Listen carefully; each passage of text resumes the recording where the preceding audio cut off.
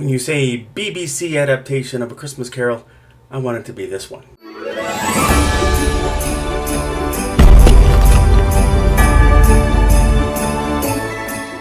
Welcome to my channel, KC. That's me, Carrie Chuck, the Sled Storyteller.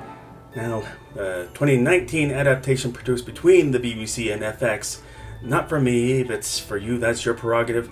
But the 1977 adaptation that was first aired on BBC, while it has that small studio feel to it and just under an hour in runtime, it still makes full use of the plot. All the parts are well acted, and overall, it's got heart. With the studio setting, it does cut corners with obvious drawings for outdoor settings, and the feeling like whoever's the mover of any particular scene will just get to it without making the transition feel as elaborate as we normally see in other adaptations. Now, the lead role is obviously a nostalgic casting with Michael Hordern, who played Jacob Marley to Alastair Sim's Scrooge in the 1951 adaptation, and Hordern proves that he was more than qualified here to play the lead role, playing somewhat a bitter and quick-to-react Scrooge, miserable in life, and he seems to feel condemned to a fruitless effort to get happiness off an accumulation of wealth, and as long as he's miserable, he'll want everyone else around him to be miserable. Clive Morrison plays a very timid yet hard-working Bob Cratchit, wary of his struggle to support his family, but makes the most of his time to celebrate Christmas with them. Carol McCready as Mrs. Cratchit, par for the course, nothing that makes her stand out. Timothy Chasen as Tiny Tim plays like one who struggles in his mobility and pretty good at being sickly. John Le Mesurier, I hope I pronounced that right, he plays Jacob Marley, and he makes it work by performing as one who's exhausted over the burden of his chains and the misery over missed opportunities to make a difference. One thing here that I didn't think was played out well was Marley, he departs Scrooge's bedroom. We see random people swaying their arms in misery with nothing to indicate that they're the other departed aristocrats with the same misery as Marley. Patricia Quinn plays the ghost of Christmas Past, and she too is par for the course in her acting. I can't help but feel like she's wearing a skull cap. But we get Scrooge as a young boy in boarding school, getting picked up by his sister Fan. Fezziwig's Christmas party with a good look at the banquet food setup, just no dancing. There is a well-acted depiction of Belle's breaking her engagement with Ebenezer and the husband she ended up with, who saw Scrooge in his office as his partner was on his deathbed. So Scrooge here, he can't stand being haunted by his regrets. He does what happens in the book. He puts the cap on the spirit's head. Just no effects to amp up the drama of it.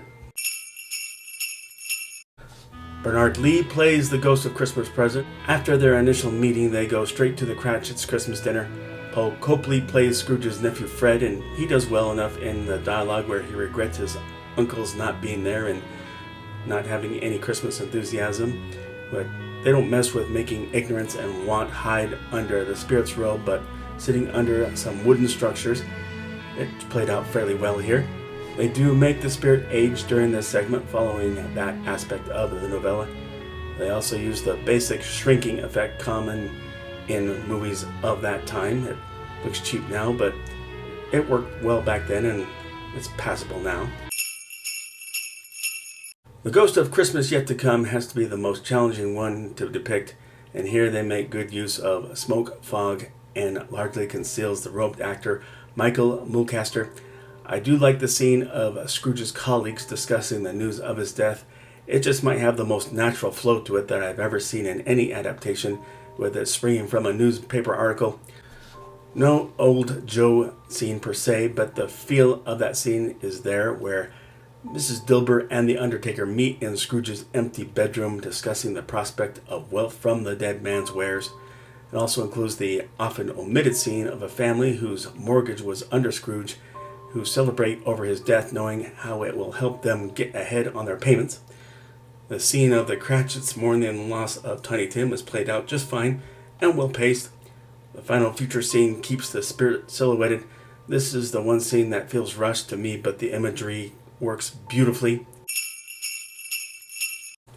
Scrooge wakes up convincingly relieved and eager to figure out how he can best turn over the new leaf. The conversation between Scrooge and the boy who he pays to get the prize turkey has a pleasant feel to it. His visit to his nephew Fred is a bit too brief. We see nothing of the usual Cratchit's getting the turkey, nor as is a minor quibble with the Alastair Sim adaptation. Scrooge does not reconcile with the charity collectors. And okay, Scrooge goes from sounding still stingy to letting Bob Cratchit off the hook by declaring that he'll be getting a raise. It plays out a little too quickly, but it works. I believe I've clarified the corners cut in the production. It make it a little claustrophobic with its small sets. I myself was initially surprised how much of the story they managed to get into an hour's runtime without feeling all that rushed.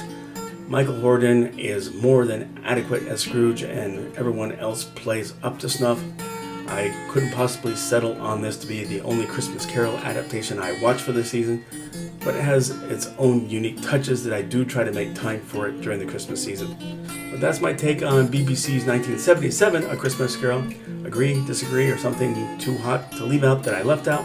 Please let me know in the comment section. The link to order a Sledge comic miniseries is in the link below in both digital and paper format. Give it a look. Let's not hate. Let's all look for civility amid all the bad news out there with social and political strife. Let's not hate, and anybody we meet for the first time, let's see them as a potential friend. Everyone be safe. God bless us, everyone.